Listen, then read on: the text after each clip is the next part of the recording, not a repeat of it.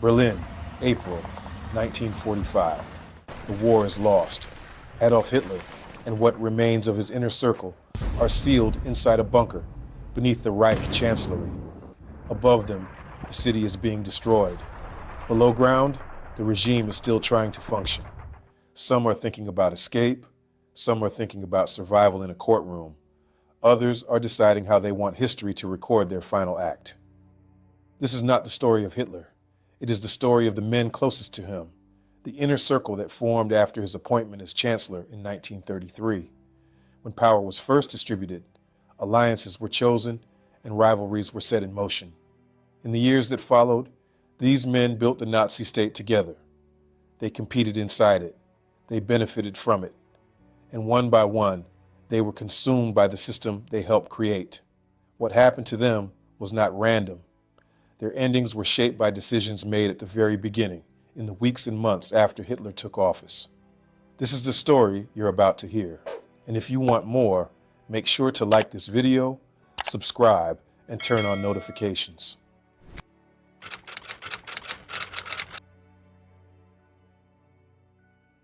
When Adolf Hitler was appointed Chancellor of Germany in January 1933, the Nazi movement had seized office, but not yet the state. The government still contained conservatives who believed they could control him. The military still saw itself as a separate pillar, and inside the Nazi movement itself, men who had fought together in the streets were now fighting, quietly and openly, over what power would actually look like. The future wasn't settled.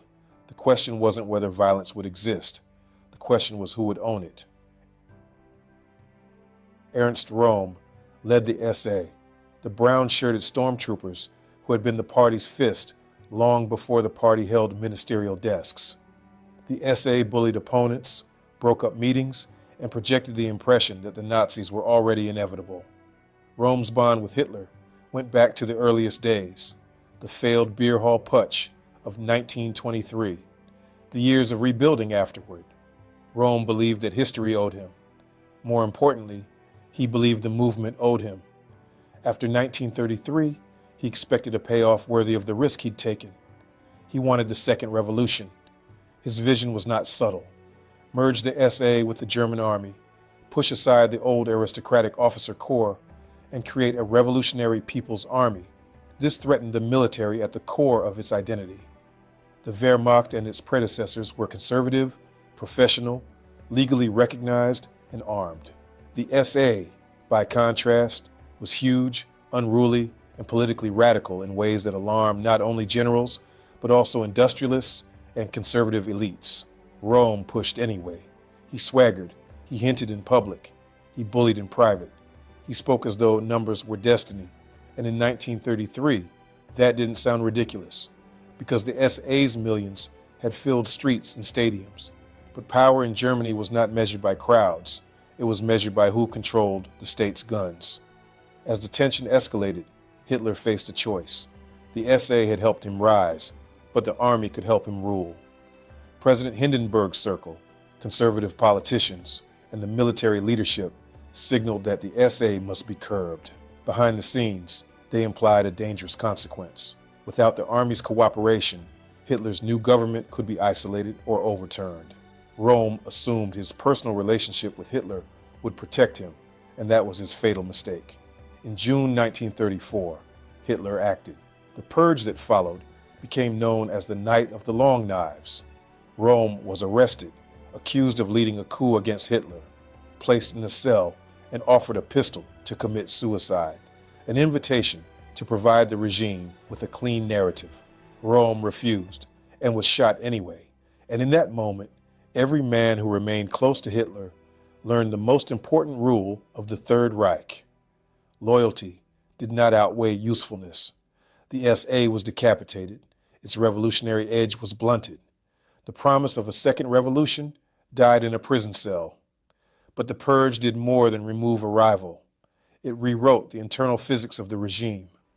From now on, survival depended on proving value, often by eliminating threats. And one man had been building an entire empire designed for exactly that. Heinrich Himmler did not look like a conqueror. He moved like a bureaucrat who had discovered fanaticism as a career path. The SS began as a small protective unit, and under Himmler, it became a disciplined ideological order defined by obedience and secrecy. Where Rome relied on mass emotion, Himmler relied on systems. He consolidated regional political police into a national apparatus and elevated the concentration camp into a standardized institution. This mattered because terror was no longer spontaneous, it became repeatable, and repeatable terror can be scaled. With Reinhard Heydrich as his deputy, Himmler built files on everyone who mattered. The regime's inner circle was not held together by trust. It was held together by documentation. Everyone became legible. Everyone became vulnerable. During the Purge in 1934, the SS arrested SA leaders and other targets. The Purge turned the SS into the regime's indispensable instrument. However, there was one fatal flaw. Once you build a machine for eliminating enemies, it eventually starts searching for enemies. And as Himmler's power grew, the boundary between enemy and rival grew thin. Rudolf Hess represented a different kind of power, the authority of access and loyalty. As deputy Führer, Hess was not a war hero like Göring, not a public magician like Goebbels, not an empire builder like Himmler. He was the translator of Hitler's will into party discipline. His influence came from proximity. Hess had served Hitler for years with unwavering devotion, and that devotion became office. He oversaw party appointments, internal disputes, and the spread of Nazi control across Germany's regions. He learned that in this court, the most valuable resource was not money or ideology, it was entry. Who got inside the room? Who waited in the corridor? Who never got past the secretary? The Purge of 1934 taught him something else. Friendships from the movement's early days could be erased overnight if the system demanded it. That lesson will matter later. Hess will remember it, but too late. Martin Bormann was Hess's chief of staff, and he was the kind of man you don't notice until you can't avoid him. He had no battlefield fame, no mass charisma, no romantic aura. Instead, he mastered the inbox. Bormann tracked favors, controlled schedules, and decided what information reached Hitler. Minor decisions, housing allocations, promotions, travel permissions, all became leverage. Gratitude became a currency, and Bormann collected it. He learned that a well-placed memo could outflank a shouting rival. He learned that controlling the flow of paper meant controlling the flow of reality. If you can control what the leader sees, you can shape what the leader believes is possible. Bormann was not yet the gatekeeper of the Reich, but he was training for it. Joseph Goebbels gave the regime its voice.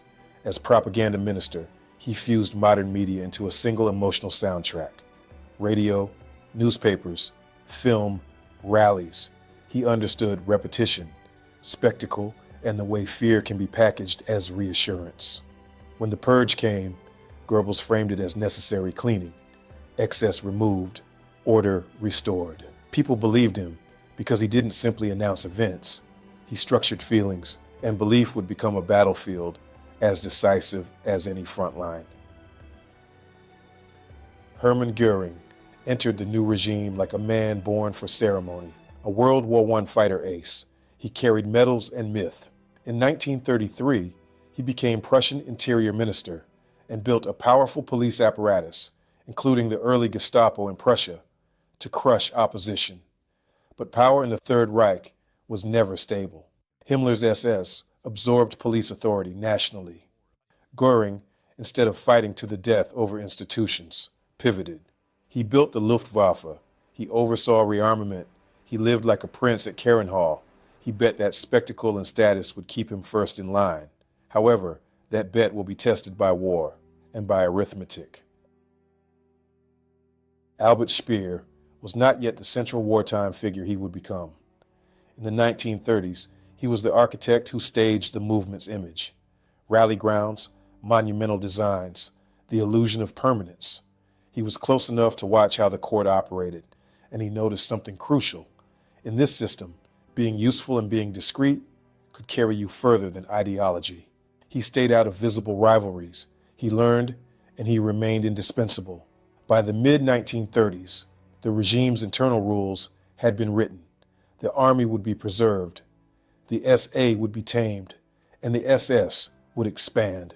Rivals would compete for Hitler's favor, and anyone could be sacrificed if the system demanded it. The machine was running. Now it would be fed. But war does not merely test governments, it exposes their true design.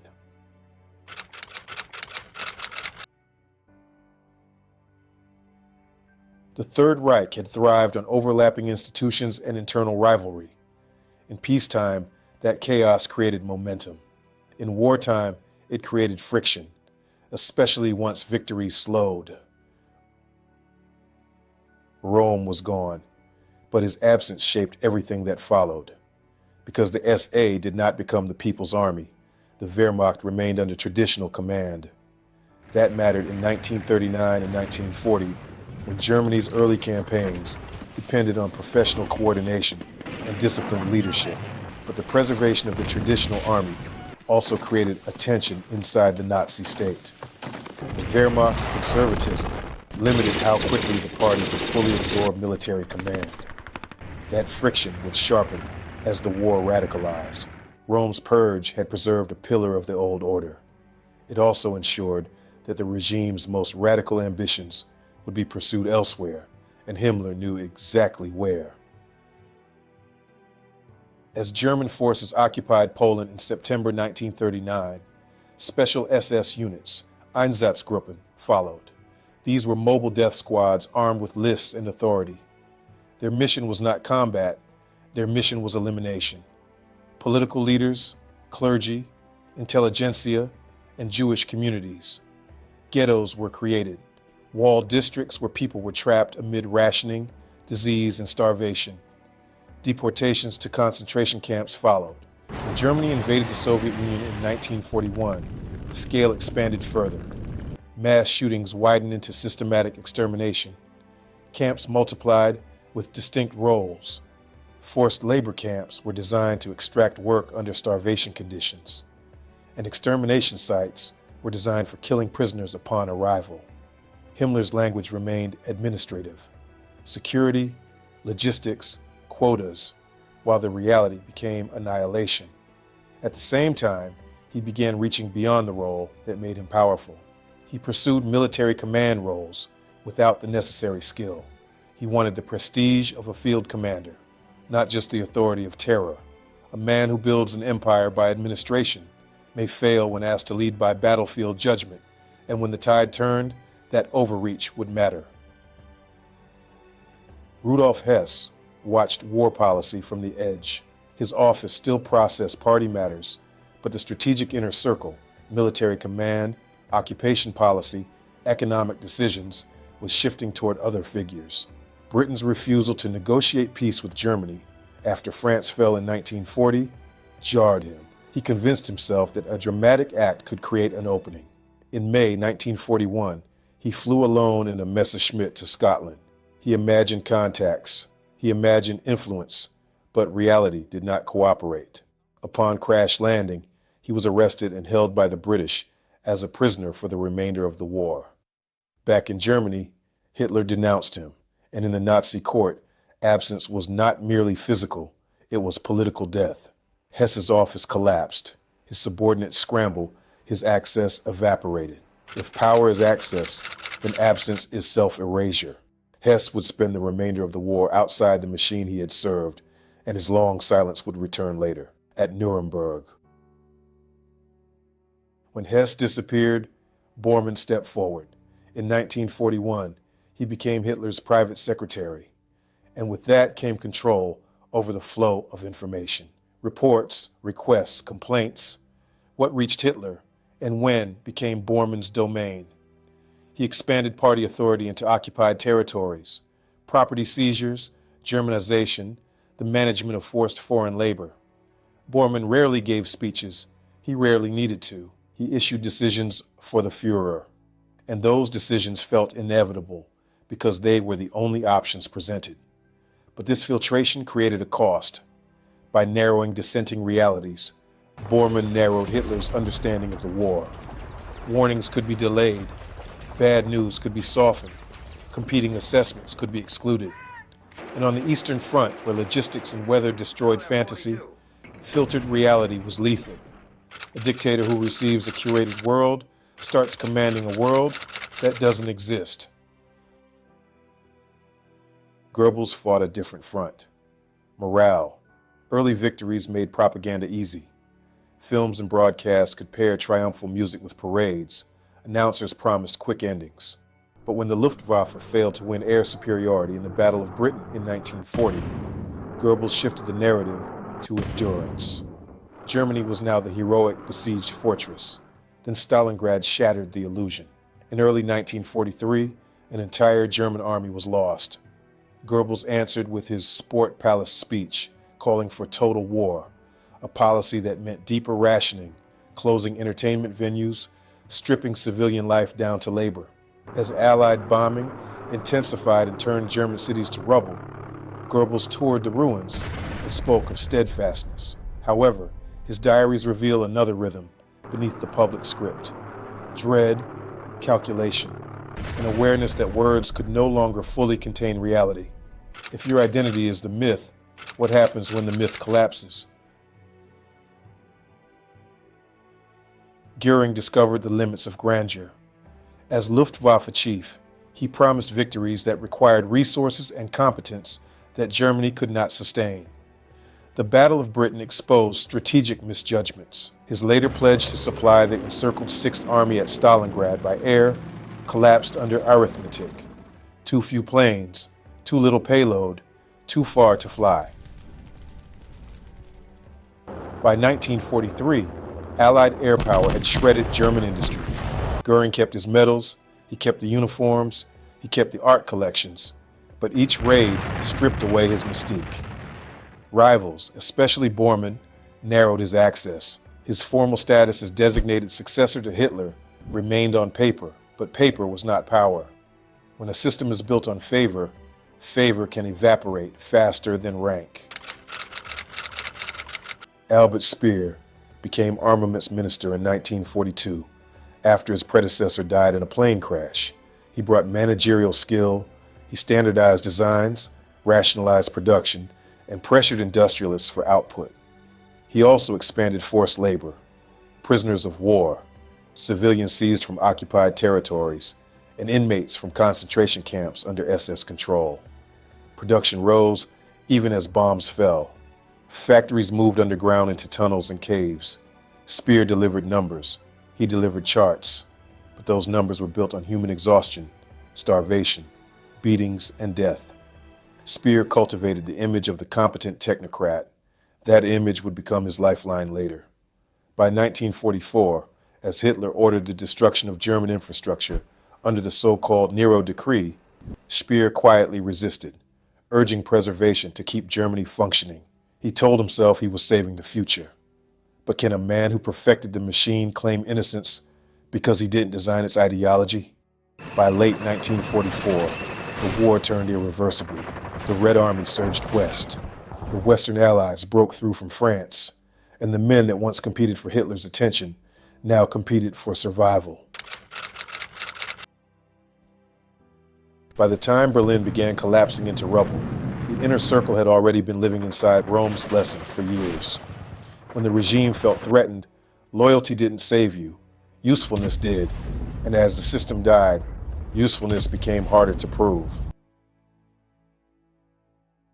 On July 20th, 1944, there was an assassination attempt on Hitler by Colonel Klaus von Stauffenberg.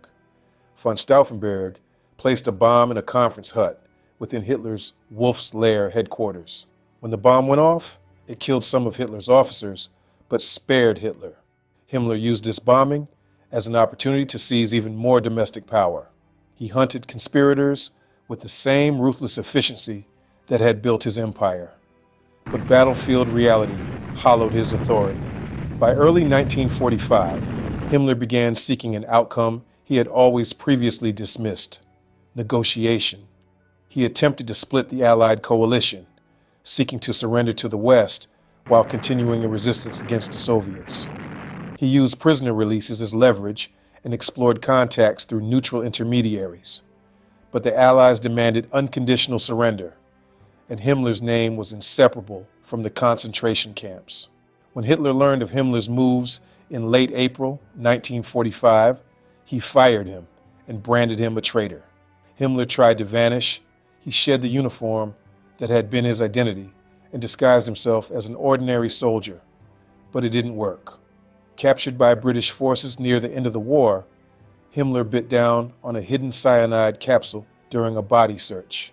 No last speech, no courtroom, just a dead administrator who orchestrated the Nazis' final solution, leaving behind a legacy of industrialized murder. Rudolf Hess was not in the bunker. He was not in Berlin. He was in British custody, the man who had flown himself out of the system in 1941. To those still inside the regime's final collapse, Hess was a cautionary tale. Devotion without judgment could end in irrelevance.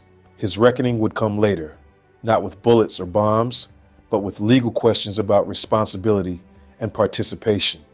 His silence would become part of his sentence. At the Nuremberg trials at the end of 1945, Hess would be found guilty of crimes against peace and condemned to life imprisonment, a loyalist who outlived the regime but never escaped responsibility.